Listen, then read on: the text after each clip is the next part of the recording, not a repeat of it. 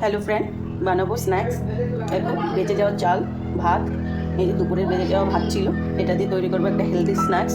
তো এর জন্য আমার লাগবে আলু, সিদ্ধ করা আলু নিয়েছি, সঙ্গে নিয়েছি পেঁয়াজ কুচি আর লঙ্কা কুচি।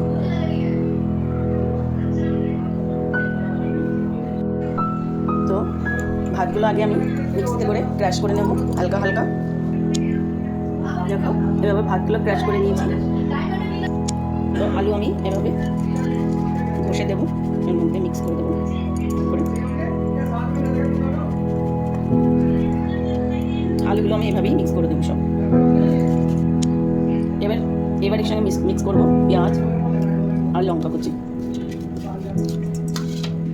দেবো লবণ, স্বাদ অনুসারে লবণ দেবো, গোলমরিচ পাউডার, লেবুর রস।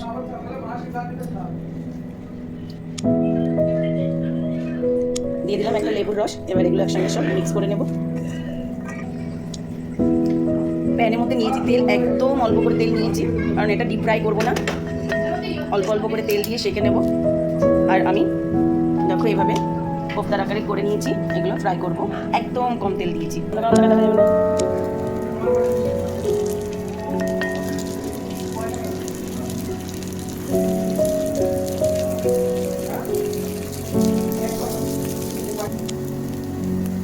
তো ফ্রেন্ড, এভাবে সেঁকে নিয়েছি দুপাশে, এক পাশ করে ভেজে নিয়েছি। এবার আমি একটা পাত্রে নামি।